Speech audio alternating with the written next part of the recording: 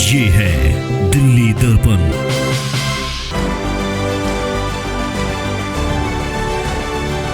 आचार संहिता election commission में हमने कंप्लेंट दी, लिखित में शिकायत दी, कोई एक्शन नहीं हुआ।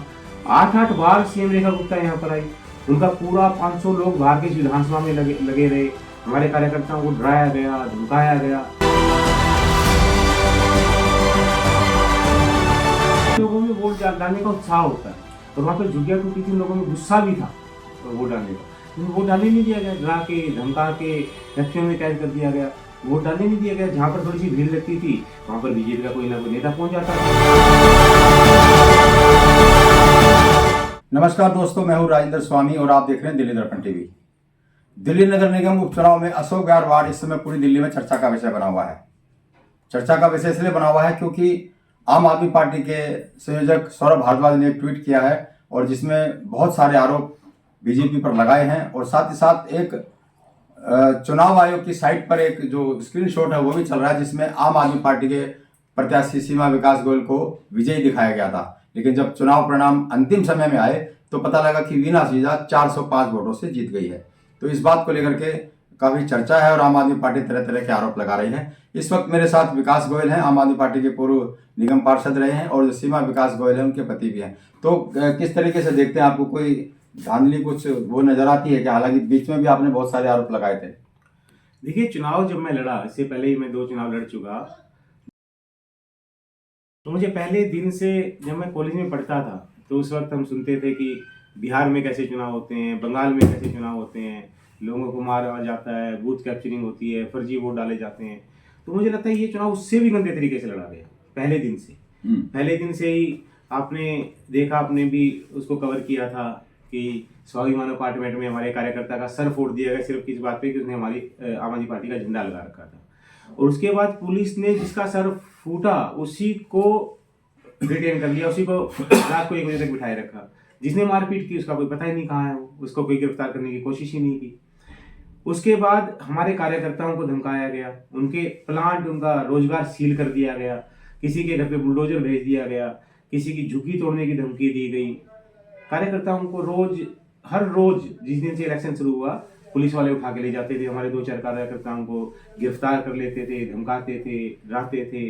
गांव के चौपाट पे जो आपने देखा कि यहाँ के विधायक ने किस तरह से लोगों को धमकाया कि अगर आप बीजेपी को वोट नहीं दोगे तो मुझसे उम्मीद मत रखना, आपके लेंटर टूट जाएंगे। नहीं, वो तो एक ये भी कह रहे थे कि अगर मैंने कुछ काम किया हो तो मुझे वोट देना।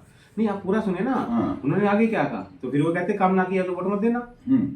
तो आगे ये धमकी क्यों कि फिर मुझसे कोई उम्मीद मत रखना, आपके लेंटर टूट जाएंगे, आपकी दुकानें सील हो जाएंगी। और उसके बाद आपने देखा कि हमारे कार्यकर्ताओं को रोज पुलिस उठा के लेके जा रही है। एसएचओ से बात करते हैं, एसएचओ कह रहे हैं सर मेरे ऊपर तो डीसीपी साहब का बहुत प्रेशर है। डीसीपी से बात करते हैं, कह रहे हैं साहब कि मेरे पास तो हर रोज सीएम मैडम का फोन आता है। वो कहती है हमें चुनाव जीतना, उसके लिए कुछ भी करना पड़े, किसी को उठाना पड़े उठाओ, किसी को मारना पड़े तो मारो। तो इतनी गुंडागर्दी, इतना प्रशासन का दुरुपयोग, इसके बावजूद जब कुछ नहीं हुआ तो 30 तारीख को चुनाव है। उससे पहले दिन शाम को 29 तारीख को सीएम रेखा गुप्ता सिलेंडर और चूल्हे बांट रही है फ्री में। तो आचार संहिता इलेक्शन कमीशन में हमने कंप्लेंट दी, लिखित में शिकायत दी, कोई एक्शन नहीं हुआ। 8-8 बार सीएम रेखा गुप्ता यहाँ पर आई, उनका पूरा 500 लोग बाहर के विधानसभा में लगे रहे। हमारे कार्यकर्ताओं को डराया गया, धमकाया गया। इस सब कुछ के होने के बावजूद लोगों को वोट नहीं डालने दिया गया। वोटिंग वाले दिन जो लोग फैक्ट्री में काम करते हैं, फैक्ट्री मालिकों को धमका के उनको फैक्ट्री से बाहर नहीं निकलने दिया गया। वजीरपुर गांव में किराएदारों को बाहर नहीं निकलने दिया गया। वोट तो सभी जगह कम डले हैं, मतलब अगर हम बात करें तो कई विधानसभा वार्ड ऐसे जहाँ बहुत कम वोटिंग हुआ है। आप कभी भी देखोगे तो जो क्लस्टर एरिया होता है, जो हमारा झुग्गी झोपड़ी का एरिया है, जहाँ गरीब लोग रहते हैं, वहाँ वोटिंग परसेंटेज हमेशा ज़्यादा होती है। आप कभी भी देखोगे उन लोगों में वोट डालने का उत्साह होता है। और वहाँ पर झुग्गियाँ टूटी थी, उन लोगों में गुस्सा भी था वोट डालने का, लेकिन वोट डालने नहीं दिया गया। डरा के धमका के फैक्ट्रियों में कैद कर दिया गया, वोट डालने नहीं दिया गया। जहाँ पर थोड़ी सी भीड़ लगती थी वहाँ पर बीजेपी का कोई ना कोई नेता पहुंच जाता था। थोड़ी सी भीड़ टेबल पे हुई तो आपने देखा वहाँ पे किस तरह आम आदमी पार्टी की टेबलें उठा के फेंक दी बीजेपी के लोगों ने। वहाँ जो हमारे कार्यकर्ता खड़े थे उनके साथ मारपीट कर ली। लेकिन इतना सब कुछ करने के बाद आपने चुनाव के बीच में पहले दिन सिलेंडर भी बांट दिया, आपने गुंडागर्दी भी कर ली, आपने प्रशासन का दुरुपयोग भी कर लिया। सीएम रेखा गुप्ता यहाँ पे पड़ी है 10 दिन, प्रवीण खंडेलवाल इनका एमपी यहाँ पे है, विधायक यहाँ पे हैं, बाहर के एमपी यहाँ पे हैं।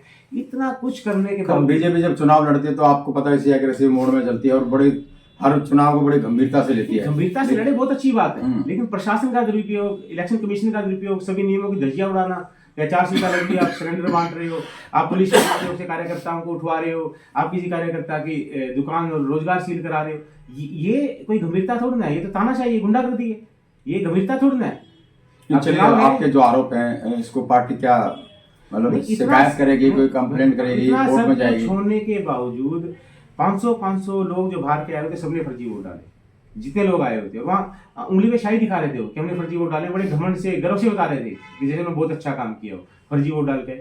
सब कुछ होने के बावजूद भी आज जब नतीजा आया, 10 राउंड की गिनती थी, 10 के 10 राउंड खत्म हो गए। आप चुनाव आयोग की ऐप का स्क्रीनशॉट देख सकते हैं।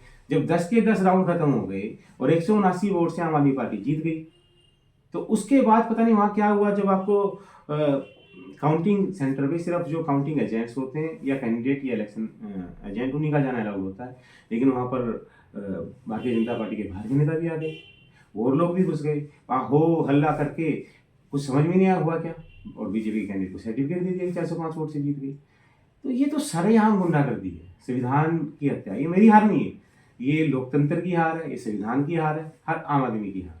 इस तरह आप चुनाव लड़ोगे फिर तो प्रशासन आपका है, सब कुछ आपका है, इलेक्शन कमीशन आपका, सब कुछ आपने, ऐसा लग रहा है कि मतलब इलेक्शन कमीशन हो, प्रशासन हो, सब बीजेपी के दफ्तर बन गए हैं, सब बीजेपी के दफ्तर बन गए, कहीं कोई किसी की सुनवाई नहीं है। ज़्यादा बहस करो कोर्ट में चले जाओ। अब ऐसा थोड़ा है कि देश में जो भी होगा हर चीज़ का फैसला कोर्ट करेगी, कोर्ट में और भी बहुत काम है। तो ये बिल्कुल गलत है जो हुआ।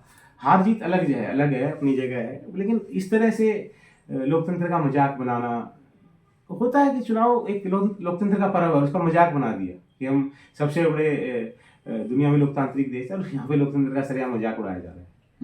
चलिए, कुछ आप कुछ अपने लोगों को भी कहेंगे। बहुत सारे लोगों ने आपको वोट दिया है, मुकाबला बड़ा टफ रहा है, पार्टी से भी आप कुछ कहे होंगे, या क्या सोचा है कि इसको किस तरीके से आगे लेके जाना है इस मुद्दे को, जो आप एलिगेशन आप लगा रहे हैं?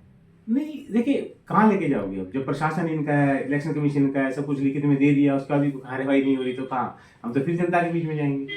हम तो आम आदमी जनता के दम पे चुनाव लड़े और आगे फिर जनता के बीच में जाएंगे। और हाँ, इस चुनाव में मैं अपने सभी कार्यकर्ताओं को, जिन्होंने इतने दबाव में कि रोज उनको पुलिस डिटेन कर रही थी, धमका रही थी, उसके बावजूद वो बड़े खड़े रहे, मजबूती से खड़े रहे, उन सभी का तहे दिल से आभार व्यक्त करता हूँ, सभी कार्यकर्ताओं का। और अशोक विहार वार्ड 65 की सभी जनता का भी मैं बहुत बहुत धन्यवाद करता हूँ कि उन्होंने मुझे और सीमा गोयल को इतना प्यार दिया, इतना स्नेह दिया। और मैं उनको, कार्यकर्ताओं को भी और जनता को भी एक विश्वास दिलाना चाहता हूँ कि चुनाव हमारे नहीं है, ये चुनाव हम जीते हैं, हमें जरूरत से हराया गया, चुनाव जीते हैं। और विकास गोयल जैसे पहले आप लोगों के बीच था, चुनाव हारने से पहले भी, चुनाव जीतने से पहले, आगे भी आपके बीच रहेगा, हमेशा आपके बीच रहेगा। और जैसे पहले काम करता था वैसे ही मैं हमेशा काम करूंगा। और अपने पार्टी के शीर्ष नेतृत्व का भी बहुत बहुत धन्यवाद व्यक्त करता हूँ, उन्होंने विश्वास जताया। और उन्हें भी मैं एक विश्वास दिलाता हूँ कि जैसे मैं आज तक आम आदमी पार्टी के कार्यकर्ता के रूप में पार्टी के साथ रहा हूँ, पार्टी के काम किए, तो आगे भी उसी तरह पार्टी का जो भी आदेश होगा, जो भी पार्टी काम सौंपेगी, वो काम मैं पार्टी का करता रहूँगा। तो चलिए, ये विकास गोयल थे, बहुत गंभीर आरोप उन्होंने लगाए हैं कि किस तरह से जो माहौल था सारा का सारा, वो माहौल उन्होंने बताया, और चुनाव आयोग किस तरह से काम कर रहा है वो, उससे भी उनको शिकायतें हैं। और साथ साथ ही धन्यवाद कर रहे हैं उस क्षेत्र की जनता का, और भरोसा दिला रहे हैं कि वो उनके लिए हमेशा मौजूद रहेंगे। वो चुनाव हारे हैं, हिम्मत नहीं हारे हैं, चुनाव हरवाया गया है उन्हें, चुनाव वो हारे नहीं है। तो इस तरह के एलिगेशंस लगा रहे हैं। अब इनको किस तरह से दिल्ली की जनता लेते हैं, और जो बहुत बड़े गंभीर ये आरोप हैं, अगर इनके जो आरोपों की बात की जाए तो किस तरह से पार्टी लेती है, पब्लिक लेती है, देखना बड़ा दिलचस्प होगा। राजेंद्र स्वामी, दिल्ली दर्पण टीवी। लेटेस्ट खबरों के लिए सब्सक्राइब करें हमारा YouTube चैनल या फिर लॉग ऑन करें www.delhidarpantv.com। खबरों की कवरेज और विज्ञापनों के लिए संपर्क करें।